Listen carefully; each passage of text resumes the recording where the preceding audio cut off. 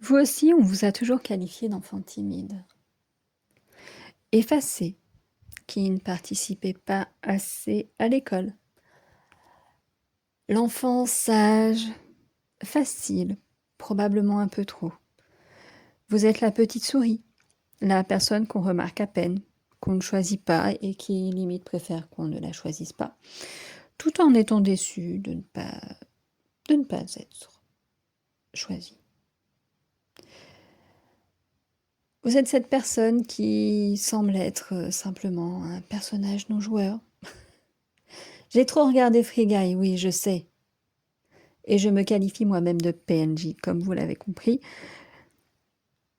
Est-ce que vous aussi, vous avez cette sensation parfois? De ne pas prendre totalement part à la vie, de ne pas oser, d'admirer les gens qui osent, d'admirer les gens qui savent se mettre en avant, de regretter parfois d'avoir cette nature d'être en retrait, effacé. Est-ce que, avec le temps, vous avez compris pourquoi vous étiez comme ça? Est-ce que vous êtes réellement simplement timide? Est-ce que vous êtes introverti? Est-ce que vous êtes hypersensible? Eh bien, peut-être que vous êtes tout à la fois. Allez savoir. Selon le petit Robert, la timidité, c'est le manque d'aisance et d'assurance en société. C'est le comportement, le caractère d'une personne. L'introspection, c'est le fait d'observer, d'analyser les sentiments, les motivations par nous-mêmes. Voilà. Et l'hypersensibilité, en psychologie, c'est une sensibilité plus haute que la moyenne, provisoirement ou durablement, pouvant être vécue avec difficulté par la personne concernée elle-même ou perçue comme exagérée, voire extrême, par son entourage. Ça vous parle, hein? Avouez. Peut-être même que vous avez de l'hyperacousie, qui va, je pense, venir un petit peu avec l'hypersensibilité. L'hyperacousie, c'est une perception des bruits et des sons, même des plus banals, qui est augmentée. Vous avez compris pourquoi je vous parle de ça, hein, forcément. Voilà. Est-ce que ces définitions sont totalement admises? Je ne sais pas. Moi, je vous ai pris le petit Robert. Généralement, quand je vous donne une définition, je tape dans Google et c'est généralement le petit Robert qui vient en premier lieu. La timidité, on sait tous grosso modo ce que c'est quand même, hein. Si vous n'étiez pas vous-même un enfant timide, vous aviez forcément dans votre classe, que ce soit en primaire ou au collège ou après, un camarade de classe très effacé, peut-être qui se faisait un petit peu harceler, moquer, qui était potentiellement mis de côté, qui préférait d'ailleurs être mis de côté parce qu'effectivement, dès qu'on s'intéressait à cette personne, c'était essentiellement pour se foutre de sa gueule, hein, concrètement. Donc la timidité est beaucoup plus admise, comprise, je ne suis pas sûre, mais admise en tout cas, à une réalité. L'introspection aussi. On connaît, voilà, les gens introspectifs, etc. Est-ce que l'hypersensibilité a une réelle reconnaissance aujourd'hui? Je ne suis pas sûre. D'autant plus qu'avec un effet de mode sur tous ces phénomènes un peu... voilà. C'est un peu compliqué, je trouve, de lui donner une vraie je sais plus faire mes phrases, une vraie identité, une vraie définition à cette hypersensibilité. Personnellement, j'en entends parler depuis un certain moment maintenant, vive Internet, avant que ce soit un effet un peu de mode. Et c'est vrai que je me suis tout de suite assez bien reconnue dans la définition que je pouvais en lire de ci, de là. Je trouve que celle donnée par le petit Robert est assez juste. L'hypersensibilité, je pense que c'est pas uniquement les sentiments, uniquement les émotions qui vont être un peu ressenties au centuple. C'est effectivement aussi au niveau sensoriel, les bruits, les odeurs, le toucher aussi, qui parfois certaines matières vont être désagréables. Voilà. La conséquence, c'est que potentiellement il y a une fatigue qui arrive un peu plus vite quand on est surstimulé. Et je sais pas si ça s'est reconnu réellement ou pas. Potentiellement que oui, quand même. Personnellement, je pense que je suis un petit peu tout ça. J'ai jamais été une grande extravertie. Enfant, j'étais timide à l'extrême, en fait. Vraiment timide, timide à l'extrême. Je pense que ça vient avec une, une source d'anxiété de dingue, en fait. C'est pas beau, hein, mais je me suis toujours rongé les ongles, par exemple. C'était un grand sujet quand j'étais à l'école. Quand mes parents rencontraient l'épreuve, oui, mais elle s'est rongé les ongles. Bah oui, mais c'est que à un moment donné, c'est un mécanisme rassurant. J'ai envie de dire, ouais, c'est con à dire, hein, mais c'est rassurant. Alors, je me ronge un peu moins les ongles, mais quand même, mes doigts souffrent assez régulièrement.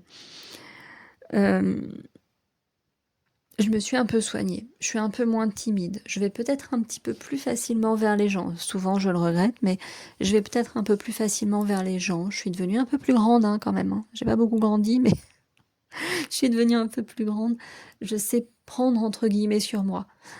Euh, donc je sais parler aux gens. Voilà, je vais quand même un peu parler. Je peux être face aux gens, mais il y a quand même une réticence. J'aime observer en fait, donc j'aime avoir ce rôle de recul. Euh, Est-ce que je me qualifierais toujours de timide? Donc non, peut-être plutôt d'introverti. Et ça, je le serai à vie. Et je pense qu'on l'est à vie de toute façon. Là où l'hypersensibilité intervient, c'est que ouais, je me fatigue très vite. Et c'est pour ça que je vous dis que souvent, quand je vais vers les gens, je le regrette assez vite. Je discutais il y a peu avec une personne et je disais ouais, que je regrettais potentiellement de ne pas avoir plus de visites à la maison. Et avec le recul sur cette discussion, je me disais, en fait, c'est mieux parce que après, il faut que les gens y partent, en fait. Et beaucoup de gens ne savent pas partir. Or, à un moment donné, j'ai envie d'être tranquille chez moi, en fait. Faut que je me repose. Interaction sociale égale repos après. Et si vous avez une interaction sociale de 2 heures, il faut bien 4 heures pour s'en remettre. Vraiment. Surtout si la personne avec qui vous avez eu cette interaction était très extravertie et a monopolisé la parole, ce qui m'arrive assez régulièrement. Oui, bah oui, ce serait pas drôle si j'attirais des conversations équilibrées. Euh, du coup, ouais, moi je me retrouve assez dans ça en fait. Je sais pas trop où je suis partie avec cet audio, mais j'avais envie de parler comme ça, de papoter, de... Ouais, comme ça. J'ai pas fait de script ou très peu. J'ai des petites notes, mais j'ai pas les phrases qui sont déjà faites. Donc je pense que beaucoup vont se reconnaître dans ça. Une enfance, adolescence très très très très très très très très timide, peut-être très solitaire. J'ai toujours eu du mal à nouer des liens, moi personnellement. Préférer la solitude, voire le silence, à la foule, un environnement calme. Une tendance à réfléchir, observer, analyser le monde, les émotions. Moi, je sais que du coup, j'écrivais beaucoup quand j'étais ado. J'écrivais beaucoup. J'ai été très touchée par les paroles de chansons. Et ça, depuis toute petite.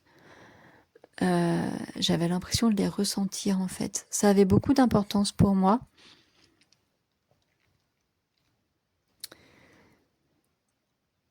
Et malgré tout, tout ça, malgré cette envie, ce besoin d'analyser, d'observer, tout ça, j'ai toujours eu du mal à comprendre les codes sociaux. J'ai beaucoup eu... Enfin, parce que tout a l'air tellement joué dans les relations sociales qu'en fait, quand on analyse, ça n'a pas de sens. Vraiment. Euh, Vraiment, quand vous analysiez les interactions entre vos camarades de classe, vous n'avez pas très vite compris qu'en fait, parfois, ils étaient cul et chemise, mais que 5 secondes après, ils pouvaient se débiner dans le dos l'un de l'autre, en fait. Et ça, j'ai jamais compris, en fait. Voilà, c'est compliqué, ça, pour moi. Je... Il y a un manque d'authenticité, Il faut jouer, il faut savoir ruser, il faut savoir jouer, il faut être stratège. Moi, c'est épuisant. Franchement, c'est épuisant. Et du coup, avec l'hypersensibilité, ouais, cette sensibilité au son, aux odeurs, à la lumière. euh, mais il n'y a pas que ça. Avez-vous, vous aussi, l'impression de pouvoir sonder l'ambiance d'une pièce quand vous rentrez dedans? De noter les petits détails qui ont peut-être échappé à beaucoup? D'entendre l'espèce de petit bruit à la con qui gêne personne mais qui vous va vous agacer? Même dans une pièce, dans un endroit public, vous savez, salle d'attente, et là vous entendez le tic-tac, tic-tac, punaise, vous avez envie de péter la pendule en fait. Est-ce que vous arrivez, vous aussi, peut-être pas à 100%, mais assez fréquemment, à ressentir l'énergie, entre guillemets, d'une personne? À vous dire, oula, avec telle personne, ça va être la merda, et avec une autre, ça va passer plutôt crème. À comprendre que la personne, là, elle est plutôt, entre guillemets, fermée, et qu'avec une autre, il y a plus de fluidité et de facilité, en fait. Parce que, concrètement, j'ai l'impression que j'arrive assez bien à... Ou peut-être que je surestime mes capacités. Le problème dans tout ça, c'est justement ces interactions avec le monde, de façon très globale. Parce que souvent, quand vous êtes introverti, hypersensible, on va laisser de côté la timidité, même si elle fait partie du package. Hein. Quand vous avez toutes ces petites caractéristiques, là, qu'elles soient à des niveaux différents, voilà, il y a plusieurs levels, hein, voilà. On n'est pas tous super big boss non plus, hein, mais quand même quand on est à un petit niveau, ça devient gênant. Et souvent, on a une vision du monde un peu différente. Comme je l'ai dit tout à l'heure, on se rend compte qu'il faut être extrêmement stratège, mentir, qu'il y a un manque d'authenticité, de sincérité. Tout est trop compliqué. Souvent, je me dis que tout est trop compliqué dans la vie, dans la société. C'est trop difficile, c'est trop compliqué, c'est épuisant, terriblement épuisant.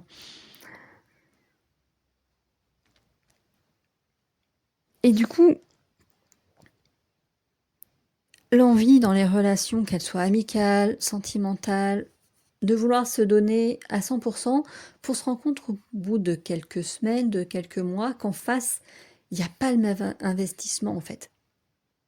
Alors, je ne sais pas pour vous, personnellement, ça fait que j'ai du mal désormais à m'investir réellement dans une relation. Parce qu'à un moment donné, je sais que ça va prendre beaucoup de mon énergie et qu'on prend beaucoup de mon énergie, mais qu'on va m'en redonner très peu. Du coup, je préfère garder mon énergie en fait. Voilà. Au niveau de l'emploi, c'est un peu pareil. Alors là, c'est le level suprême de la ruse, de la stratégie, du foutage de gueule, de savoir ruser, de mentir, de jouer un rôle, etc. Moi, je sais pas. Et je sais de moins en moins. Parce que ça me saoule. Ça me saoule. Vraiment.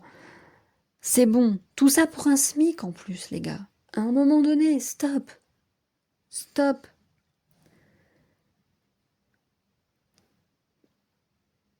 Vraiment, je trouve que c'est trop compliqué. De... Déjà, c'est hyper compliqué. Vous voyez, j'ai eu du mal à faire le script. Je suis partie en mode j'y vais avec deux, trois notes et j'ai conscience que c'est n'importe quoi. C'est difficile d'analyser ses émotions. Pourtant, on y passe du temps. Hein. Moi, j'y passe du temps. J'ai noirci des pages pour essayer de me comprendre. De démêler les nœuds que j'ai dans le cerveau.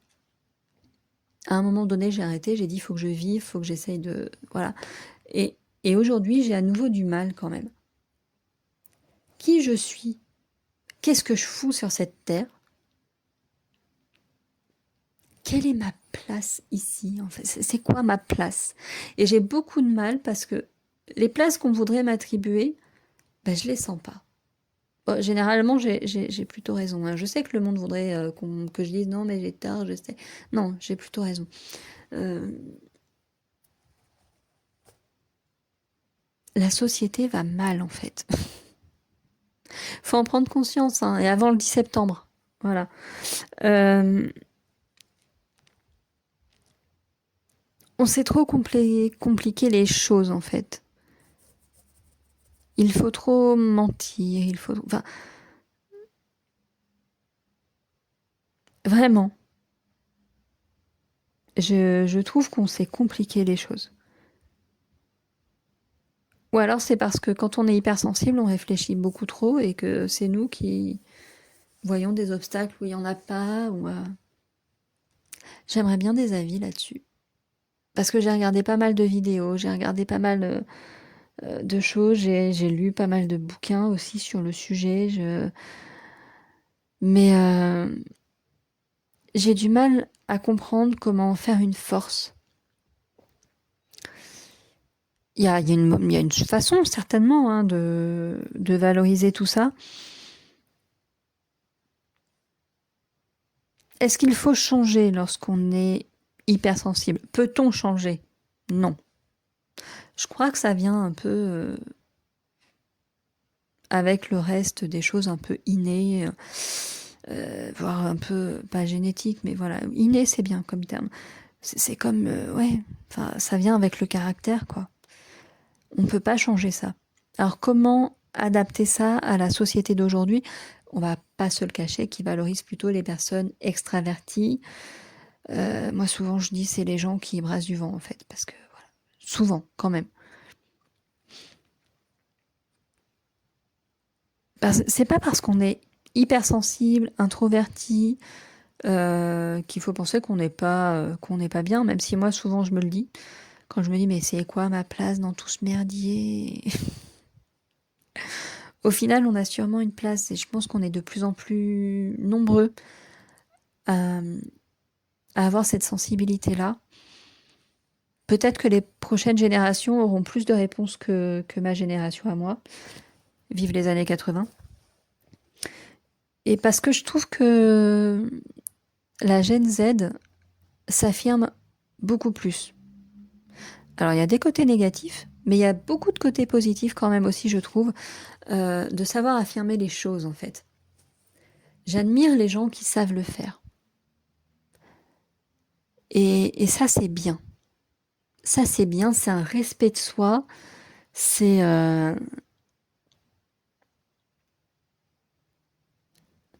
ouais, c'est une bonne chose. C'est vraiment une bonne chose. J'ai conscience que c'est n'importe quoi cet audio. Ce podcast est ridicule. J'essaye de me comprendre en même temps que je le fais en fait. C'est très difficile. Vraiment très très compliqué. Et pourtant l'acceptation de soi, c'est hyper important. Moi qui vous dis tout le temps le self-love, le machin, le truc. Bah oui, l'amour propre, s'accepter. Euh, Ouais, bah oui, carrément. Vous êtes quel team, vous? Vous êtes introverti, extraverti, timide, pas timide, hypersensible ou complètement à l'opposé? C'est quoi l'opposé d'hypersensible d'ailleurs? Pour une fois, j'aimerais bien avoir beaucoup de commentaires qui m'expliquent un petit peu dans quel team vous êtes, comment vous voyez les choses, comment accepter cette hypersensibilité et comment en faire une force en fait. Parce que vraiment, moi j'ai du mal. J'ai vraiment du mal. J'ai du mal à comprendre le monde, j'ai du mal à vivre dedans. Il y a trop de stimuli en fait. Déjà rien que le téléphone. J'enregistre là aujourd'hui le 1er septembre. Je vous dis que ce matin, je me suis dit, ok, j'ai compris, c'est la rentrée. Les démarcheurs téléphoniques, machin, tout, le ting du téléphone avec les appels, les SMS, les notifs qui reprennent de partout. Les offres promo de la rentrée. Ouais, mais je m'en fous. Et j'en avais marre de mon téléphone déjà ce matin. Trop de stimuli, trop de trucs, trop de sollicitations. Ouais, je suis une hypersensible. Je suis une petite chose fragile. J'avoue. J'avoue. Euh, je suis déconcentrée avec un rien. D'ailleurs, je suis déconcentrée constamment là, actuellement, parce que mon voisin de dessus ne sait rien faire sans faire tomber quelque chose. Vas-y, il est relou. La vie en immeuble, quand on est hypersensible, c'est une misère. Ça devrait être interdit. On devrait automatiquement nous attribuer une maison, en fait. Bon, j'aurais peut-être pas les moyens d'être en maison, mais soit. Parce que voilà. Qu'est-ce que vous en pensez? Qu'est-ce que l'hypersensibilité pour vous? Qu'est-ce que l'introspection pour vous? Voire qu'est-ce que la timidité pour vous? Dans quelle catégorie vous vous situez? Dites-moi tout en commentaire.